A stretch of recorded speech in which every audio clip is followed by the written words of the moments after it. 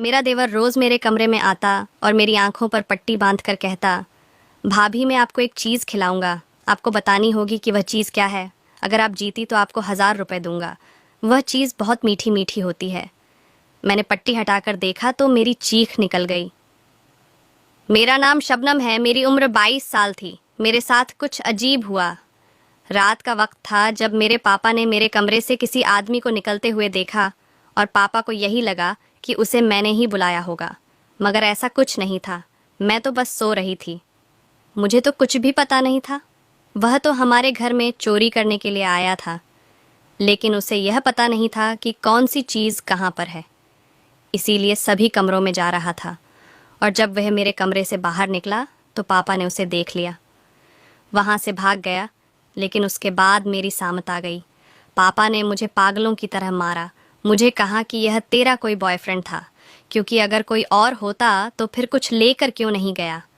पापा ने मुझे खूब मारा और अगले ही दिन मेरी शादी का फैसला कर लिया। मेरी माँ ने कहा कि क्यों बगैर जानकारी के बच्चे के पीछे पड़ गए हों। अभी इसकी उम्र क्या है? हमारे खानदान में कम उम्र में शादी नहीं की जाती थी, लेकिन मेरे पापा का कहना था कि मैं खुद अपनी आंखों से उस आदमी को उसके कमरे से निकलते हुए देखा है। ये कोई गलत काम कर ले। मेरे पापा एक दूसरे किस्म की बातें कर रहे थे, जैसी उन्होंने आज तक नहीं की थी। मेरे पापा को यकीन था कि मैं ही गलत हूँ और मैंने उसको घर पर बुलाया है। वह सबसे जो भी था, मेरी ज़िंदगी बर्बाद करने के लिए काफ़ी था। अगर मेरे साथ उसका चक्कर होता तो मैं इतनी पागल थी कि उसे घर पर बुलाती।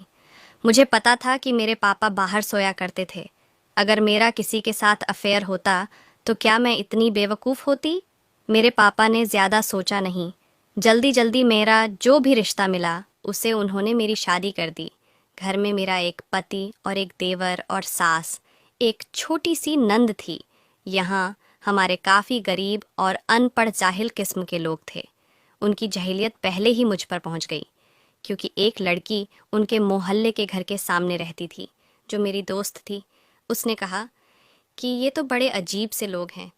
उनके घरों में तो हर टाइम गाने बजाने की आवाज़ आती रहती है, और किसी की मोहल्ले में शादी होती है तो तुम्हारी होने वाली सास शादी में चली जाती है और अजीब से कपड़े पहनकर डांस करती है। ऐसे किसी की परवाह नहीं होती है। बेटे को माँ की फिक्र नहीं है, माँ को बेटे की फिक्र नहीं है, और उनकी बहन ने तो पूरे मोहल्लों को पागल कर रखा है। ये लोग बड़े गंदे लोग हैं। तुम्हारी तो ज़िंदगी बर्बाद हो जाएगी। मैंने कहा कि मैं क्या कर सकती हूँ, ज़िंदगी मेरी पहले ही बर्बाद हो गई है। मेरे बाप ने मुझे जानवरों की तरह मारा। वह मेरी शादी करवाना चाहते हैं। घर में कोई बात नहीं हुई। मेरी माँ भी बेबस हो गई और मेरी शादी करवा दी। उसका नाम अमन था। मेरा पति का मेरे साथ रवैया ठीक था। हम लोगों ने कहा कि सादगी से शादी करना है। लोग भी मान गए, क्योंकि वह भी खर्चा नहीं करना चाहते थे। इसीलिए ऐसे में शादी हो गई। ख़ानदान में कोई रस्म नहीं की गई। मैं 3 भाइयों की इकलौती बहन थी, लेकिन मेरी शादी इस तरह हुई थी कि जैसे किसी की मैयत है, और यह मेरे लिए मैयत थी। मैं जाना नहीं चाहती थी, लेकिन मेरी शादी करवा दी गई। जब मैं अपने कमरे में बैठी अपने पति का इंतज़ार कर रही थी तो वहाँ पर कुछ बहुत अजीब हुआ।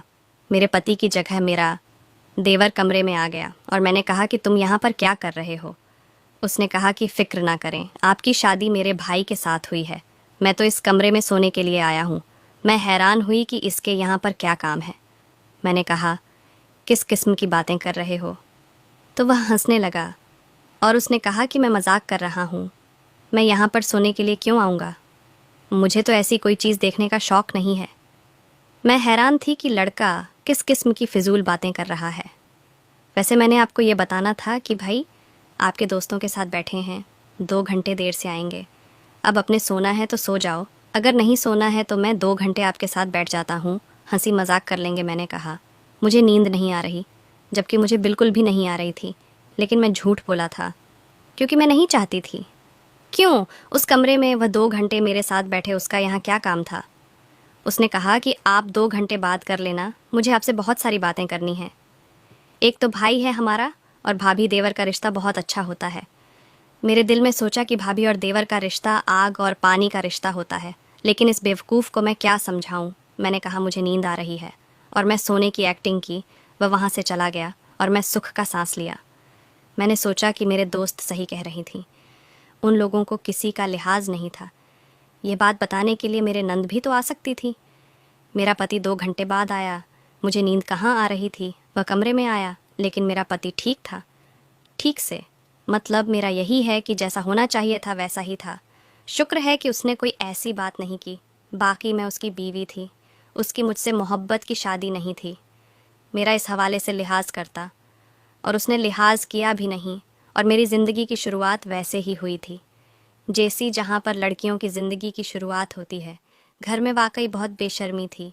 पूजा वगैरह भी तो कोई पता नहीं था, और कपड़े भी बहुत अजीब तरीके से पहनते थे। मेरी नंद भी अजीबो गरीब किस्म के कपड़े पहनकर बिना आस्तीन के कपड़े पहनती थी, और सुबह सुबह मोहल्ले में निकल जाती थी कि अपनी सहेली के घर जा रही है। मेरे सर पर सारे घर का काम डाल दिया जाता था, और मेरी सास या तो पूरा दिन बैठकर ड्रामा देखती रहती थी और या फिर रूमानी नोवेल पढ़ती रहती। भला उसकी उम्र थी यह सब कुछ करने की। पूजा करती तो कोई सर पर दुपट्टा नहीं करता था। अगर टीवी लगा होता तो कोई टीवी की आवाज़ हल्की नहीं करता था। एक दिन मेरा देवर मेरे पास आया और उसने कहा कि आप आंखें बंद करें। मैं आपको एक ऐसी चीज़ खिलाऊंगा। आपको बताना है कि यह चीज़ क्या है। अगर आपने सही कहा तो मैं आपको 1000 रुपये दूंगा। मैंने कहा कि मुझे इस तरह की कोई गेम खेलने की ज़रूरत नहीं है, और उसे वहाँ से भगा दिया। लेकिन फिर मेरे पति ने मुझे खर्चा देने से इनकार कर दिया। उसने कहा कि मैं तुम्हें खर्चा वगैरह नहीं दे सकता। तुम्हें जो चीज़ चाहिए होगी वह घर में मिल जाएगी। खाना वगैरह घर में बनता है। टीवी सारे एक साथ बैठकर देखते हैं, इसीलिए मोबाइल रखने की ज़रूरत नहीं है। बाकी अभी तुम्हारे सारे कपड़े हम लोगों ने नए बनाए हैं। जब कपड़े ख़राब होंगे तो मिल जाएंगे। रही बात मौसम के कपड़ों की, माँ हर महीने 2 सूट बना देती है। तुम्हारी भी बना देगी। उनको अपनी पसंद बता देना। मुझे पहले यह बात ठीक लगी, लेकिन पति का भी बीवी को खर्च ना देना कोई अच्छी बात नहीं थी। यह उसका फ़र्ज़ है, और उसने पहले ही इस पर से हाथ धो लिया था। जबकि यह फ़र्ज़ तो उसे सारी ज़िंदगी देखना था। ये कोई अच्छी बात नहीं थी। मुझे उसे रोकना चाहिए था, काबू में रखना चाहिए था। मैं उसकी बीवी थी, मुझे उसे अपने काबू में रखना चाहिए था। लेकिन मुझसे यह नहीं होगा, और मैं खामोश हो गई। उसके बाद जब मेरा देवर दोबारा मेरे पास आया तो मैंने कहा कि 1000 रुपये कमाने का मौका क्यों छोड़ूं। मैंने कहा कि बताओ क्या करना है। वैसे ही उसका दिमाग बच्चों वाला था। वह ज़रूर मुझे कोई बच्चों वाला गेम खिलाने वाला था। उसने कहा कि मैं आपकी आंखों पर पट्टी बांध दूंगा और आपको एक मीठी सी चीज़ खिलाऊंगा। आपको बताना है कि वह चीज़ क्या है। मैंने कहा कि अच्छा ठीक है। उसने मेरी आंखों पर पट्टी बांध दी और मुझे कहा कि इसे खाकर बताओ कि क्या है भाभी। अगर आप बता ना पाए तो फिर आपको मुझे पैसे देने पड़ेंगे। मैंने ये नहीं बताया कि मेरे पास 1 रुपया भी नहीं है। मैंने सोचा कि ज़्यादा से ज़्यादा क्या चीज़ होगी। मेरी आंखों पर पट्टी बांधे और मुझे खिलाई। मैं जब उस चीज़ को खाया तो मुझे अजीब लगी। वह चीज़ काफ़ी अजीब टेस्ट था, लेकिन समझ नहीं आ रहा था कि क्या है। वह मुझे बार बार पूछ रहा था कि बताओ बताओ क्या है। मैंने कहा कि मुझे नहीं पता, मैं हार गई। मैंने अपनी आंखों से पट्टी हटाई। कुछ नहीं था। मैंने कहा कि क्या था। उसने कहा कि मैं आपको यह नहीं बता सकता, लेकिन अब आप सच हार गई हैं, इसीलिए आपको मुझे 1000 रुपये देने होंगे। मैंने कहा मेरे पास पैसे नहीं हैं। उसने कहा कि चलिए कोई बात नहीं, जब आपके पास पैसे होंगे आप मुझे बता दीजिएगा। मैंने कहा कि ठीक है। मुझे अफसोस हुआ कि मैं आपको समझ नहीं पाई कि क्या चीज़ थी। एक दिन मेरा देवर फिर से मेरे पास आ गया और उसने कहा कि अगर आज आप जीत गए तो आपको पैसे नहीं देने होंगे। मैंने कहा कि ठीक है, और अगर आप हार गए तो आपको 1000 रुपये देने होंगे। मैंने कहा मैं दोबारा कोशिश करने को तैयार हूँ। उसने फिर मेरी आंखों पर पट्टी बांधी और फिर मुझे वह मीठी मीठी चीज़ खिलाई। वह चीज़ आज थोड़ी अलग लग रही थी। मैंने काफ़ी देर लगा दी, लेकिन मुझे फिर भी समझ नहीं आ रहा था। मैंने कहा कि मैं हार गई। उसने कहा कि आज आप फिर से हार गई हैं, इसीलिए जो पैसे हैं तो आपको मुझे देने हैं। मैंने कहा कि मेरे पास पैसे नहीं हैं। उसने कहा कि भाई आपको पैसे नहीं देते। उसने कहा मैंने कहा कि हाँ, तुम्हारे भाई मुझे पैसे नहीं देते। उसने कहा कोई बात नहीं, लेकिन अब मेरे आपके पास 2000 रुपये हो गए हैं। मैं सोच लिया था कि मैं उसके साथ नहीं खेलूंगी, और अगर कभी मेरे पास पैसे हुए तो दे दूंगी उसके पैसे। लेकिन अभी तो मेरे पास 2000 या 1 रुपया भी नहीं था। लेकिन मुझे गुस्सा बहुत आता था कि मैं 2 दफ़ा भी कोशिश करने के बावजूद जीत नहीं सकी। तो आज मेरे पास 2000 रुपये होते और मैं अपनी कोई चीज़ ले सकती थी। वह अपने घर जाती तो खाली हाथ थी। मुझे बहुत बुरा लगता था। मैं चाहती थी कि मैं अपने घर जाऊं तो कोई चीज़ लेकर जाऊं। मेरे भाई काफ़ी छोटे थे, अभी तक स्कूल में पढ़ते थे। उनके दिल में तो बात आती होगी कि दीदी भी हमारे घर आई हैं, हमारे लिए कोई चीज़ लाए होगी। पापा तो मुझे देखते भी नहीं थे। माँ कहती थी मुझे तुझ पर पूरा भरोसा। लेकिन ये आदमी ऐसे होते हैं, तुम कभी किसी आदमी पर भरोसा ना करना, क्योंकि यह भी तो हम औरतों का भरोसा नहीं करते। मैंने कहा कि अपने पति पर भी नहीं। तो मेरी माँ ने कहा कि हाँ, अपने पति पर भी नहीं करना चाहिए, क्योंकि वह भी एक आदमी है। औरत अगर आदमी की बात पर भरोसा करती है तो वह पागल होती है, और अगर वह उस मोहब्बत पर इतराती है तो वह बहुत बड़ी बेवकूफ़ होती है, और अगर उसकी मोहब्बत पर गुरूर करती है तो फिर वह बर्बादी की तरफ जा रही होती है। 2-4 दिन इसी तरह गुजर गए। एक दिन रानी किचन में खड़ी कुछ बना रही थी। घर का खाना खाने की इसकी आदत नहीं थी। बाजार से खाना मंगवाया करती थी या फिर खुद ही कुछ बना लेती थी। दाल रोटी तो उसको पसंद नहीं थी। कभी कभी तो घर के बाहर कोई ढेर सारा खाना रख कर चला जाता था और मेरी ननंद जाकर उठा लेती थी। खाना होटल का होता था। मैं इतनी बेवकूफ़ नहीं थी, मुझे सब कुछ समझ आ गया था। उसने कुछ लोगों से दोस्ती कर ली थी जिसे खाने पीने की चीज़ मंगवाती है। वहाँ पर मेरा देवर आया तो मैं उसकी बहन के सामने कहा कि जो गेम तुमने मेरे साथ खेली है वह अपनी बहन के साथ भी खेलो, उसके साथ भी शर्त लगाओ, हो सकता है यह पहचान ले। मेरी नंद पूछने लगी, कौन सी शर्त की बात कर रही हो? मैं भी खेलूंगी। मैंने उनसे कहा कि अगर तुम जीत गई तो 1000 रुपये मिलेंगे। उसने कहा कि मैं ज़रूर खेलूंगी, उसे 1000 रुपये निकलवाने का अच्छा मौका है, वैसे भी बहुत सारे पैसे देने हैं। उसने कहा कि नहीं, वह गेम मैं इसके साथ नहीं खेल सकता हूँ। मैंने कहा कि क्यों, इसके साथ क्यों नहीं खेल सकते? सर मेरे साथ लगा सकते हो, यह हमारी बहन है। तो देवर ने कहा कि नहीं भाभी, अब आपके साथ भी नहीं खेलूंगा, आप किसी को नहीं बताइएगा। वह वहाँ से चला गया और मेरी नंद ने मुझे पूरी बात पूछी तो मैंने उसको बता दिया। वह कहने लगी कि भाभी, मैं आपको एक बात पहले ही बता देता हूँ कि यह मेरा भाई है। बचपन में खुले गटर में गिर गया था और उसके सर पर चोट लगी थी, बस इसी वजह से यह पागल है। आप इसकी कोई भी बात किसी को नहीं बताइएगा और उसकी किसी बात को दिल पर मत लीजिएगा, और उसकी उल्टी सीधी हरकतें भाई को नहीं बताइएगा, नहीं तो वह उसे पागलों की तरह मारेंगे। वह पहले भी उसको ऐसे मारते थे जब यह कोई हरकत करता है। मुझे लगा कि मजाक कर रही है। उसका भाई गड्ढे में गिर गया था, क्योंकि बहन भाइयों में यह सब बहुत होता है, तो एक दूसरे से इस तरह की बातें करते रहते हैं। मैं भी कभी कभी मजाक में अपने भाई को कहती थी कि तुम्हें हमें गोद लिया था, तुम मेरे भाई नहीं हो, इसीलिए मैंने उसकी बातों पर ध्यान नहीं दिया। लेकिन एक दिन मुझे बहुत ज़्यादा पैसों की ज़रूरत थी और मैं अपने देवर से कहा कि मुझे तुम्हारे साथ फिर से शर्त लगानी है। उसने कहा कि ठीक है, इस दफ़ा आप जीत गई तो मैं आपको 2000 रुपये दूंगा। मैं बहुत खुश हो गई और मैं सोच लिया कि इस दफ़ा मैं जीत जाऊंगी, लेकिन मैं पहचान नहीं पाई। और मेरे दिमाग में ख्याल आ गया, जब इंसान सही तरीके से कोई खेल खेलना चाहे लेकिन जीत नहीं सके तो फिर वह चीटिंग करता है, और मैं अभी चीटिंग करना चाहती थी। मैंने उसे कहा कि मैं कल तुम्हारे साथ आखिरी दफ़ा शर्त लगाऊंगी। अगर मैं जीती तो तुम मुझे पूरे 4000 रुपये देना, और अगर मैं हार गई तो मैं तुम्हें 5000 रुपये दूंगी। मेरा देवर इस बात पर बहुत खुश हो गया था। उसने कहा कि लगता है भाई ने आपको खर्चा दे दिया है। मैंने कहा कि हाँ, तुम्हारे भाई ने मुझे खर्चा देना शुरू कर दिया। मेरे पास बहुत सारे पैसे हैं। और फिर शर्त तो ऐसी होती है, शर्तों में थोड़ी ना देखा जाता है कि पैसे कितने लग रहे हैं। मैं कल तुम्हारे साथ ही साथ ज़रूर खेलूंगी। देवर भी खुश हो गया और उसने कहा कि ठीक है, कल को बहुत अच्छा लगेगा। अगर आप हार गई तो पूरे 5000 देने होंगे। पहले भी आप कई दफ़ा हार चुकी हैं, लेकिन मैं आपसे पैसे नहीं लिए। मैंने कहा कि तुम फिक्र नहीं करो, मैं तुम्हें पूरे पैसे दे दूंगी, पर तुम भी पैसे तैयार रखना। हम लोग आपस में बातें कर रहे थे कि मेरा पति वहाँ पर आ गया। मेरा पति घर पर आ जाता था तो मुझे कोई इशारा नहीं करता था, लेकिन इसका मतलब यह होता था कमरे में जाना है। मैं चली जाती थी। मेरा पति मुझे काम बता देता था कि मैं चाय बनाऊं, कपड़े निकाल दूं। उसने कहा कि तुम इससे बातें कर रही थी, पता है ये पागल है। मैंने कहा कि क्या मतलब? आपकी बहन भी कहती है कि ये पागल है, आप भी कहते हैं कि ये पागल है, मुझे ये पागल नहीं लगता।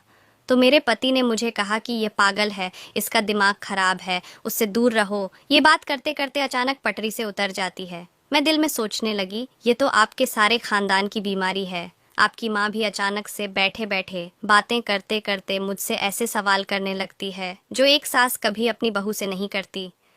और अपनी बहन के बारे में उनको पता नहीं था, उसने सारे मोहल्ले के साथ ताल्लुक रख रखा था। और उनके बारे में भी किसी को पता नहीं था कि शादी से पहले पता नहीं क्या करते रहे हैं। मैंने उनको कह दिया कि ठीक है, और उनकी शर्त वाली बात नहीं बताई। मुझे पैसों की सख्त ज़रूरत थी। मेरी सबसे छोटे भाई की सालगिरह थी। हर सालगिरह धूमधाम से मनाते थे। मैंने उससे वादा किया था कि मैं उसके लिए एक वीडियो गेम लेकर आऊँगी, वह भी पूरे 5,000 रुपये की। इसीलिए मुझे पैसों की बहुत ज़रूरत थी, पति से मांगे। लेकिन उसने इनकार कर दिया। उसने कहा कि सालगिरह मानना तो अच्छी बात नहीं होती। मैं उसे जवाब दिया, औरतों का मंदिर में पूजा ना करना, मोहल्ले के लड़कों से दोस्ती करना, दूसरों की शादी में डांस करना भी तो गुनाह होता है। लेकिन मैंने उन्हें जवाब नहीं दिया और खामोश हो गई। मैंने उस चीज़ को कभी नहीं देखा था। मेरा देवर मुझे खिलाता था, लेकिन आप मुझे उसे महसूस करके उसके बारे में सोच रही थी कि वह बहुत मीठी सी चीज़ थी और उसके ऊपर काफ़ी बादाम लगे होते थे, और जब मैं आंखें खोलती तो वह चीज़ गायब होती थी। इस दफ़ा मैं अपने साथ एक कपड़ा ले गई, लेकिन जब मेरे देवर ने कहा कि आपको पट्टी मिली है, तो मैंने कहा कि इस दुपट्टे से बंध दो। वह भी मान गया। उसने दुपट्टा मेरी आंखों पर बांध दिया। वह बहुत ज़्यादा बारीक कपड़े का था और मुझे सब कुछ साफ साफ नज़र आ रहा था। फिर उसने मुझे वह चीज़ खिलाई। जैसे ही मैंने वह चीज़ खाई, मैं बुरी तरह से चिल्लाई और मैंने फ़ौरन अपना हाथ पीछे कर लिया। मैंने अपनी आंखों से पट्टी हटाई और मैंने कहा कि तुम्हें शर्म नहीं आता। उसने कहा कि इसमें शर्म की क्या बात है। मैंने कहा यह जहरीला होता है, ये तो इंसान के लिए ख़तरनाक है। मैंने कहा भाभी, ये तो चॉकलेट वाली आइसक्रीम है। मेरे पति भी वहाँ पर आ गए, मेरी सास और नंद भी। उन्होंने भी यही मंजर देख लिया। मेरी सास ने मेरे देवर को थप्पड़ मारा और कहा कि यह क्या हरकत है, तेरी भाभी के साथ भी कोई ऐसा खेल खेलते हैं भला? और बहू, तुमने मुझे यह बात क्यों नहीं बताई कि तुम्हारा देवर तुम्हारे साथ गेम खेलता है? माँ जी की मुझे पैसों की बहुत ज़रूरत थी। पैसों की ज़रूरत थी तो हमें बता देती या अमन से कह देती, वह तुम्हें दे देता। भाभी, मुझे माफ़ कर दो, मेरी वजह से आपको। माँ ने बहुत डांटा। उसके बाद से ही मेरे पति ने मुझे मेरे देवर की बात बताई। उसने कहा, इसको एक दफ़ा गर्दन तोड़ बुखार हुआ था, उसके बाद से ही इस तरह की हरकतें करता है, अजीब बातें करता है और कभी कभी बहुत ही अलग बिहेवियर हो जाता है। इसीलिए हम लोग भी इससे ज़्यादा बात नहीं करते। उसको उसके हाल पर छोड़ दिया है ना, तो यह पढ़ाई करता है और अचानक से बदल जाता है। और जानवरों के साथ तो उसे कुछ ज़्यादा ही प्यार है। कभी कोई जानवर उठा ले आता है, कभी किसी जानवर का बच्चा उठाकर ले आता है। वह कुत्ते के बच्चे को उठाकर ले आता है। मैंने अपना सर पकड़ लिया और जब मैं अपने कमरे में आई तो अपने पति को बताया कि मुझे पैसों की ज़रूरत है। उसने कहा कि तुम्हें खर्चा देने से मना किया था, यह तो नहीं कहा था कि अगर तुम्हें इतनी ज़्यादा ज़रूरत है तो भी मुझसे नहीं मांगो। तुम मेरी बीवी हो, मुझसे ही मांगोगी। मैंने अपने पति से माफ़ी मांगी, उसने पैसे दे दिए। मैंने अपने भाई के लिए गेम खरीद ली और उसके बाद से मैं देवर से दूर ही रहती थी। वह तो सच में पागल था। तो दोस्तों, कहानी अच्छी लगी हो तो लाइक, सब्सक्राइब और शेयर कर दें। धन्यवाद।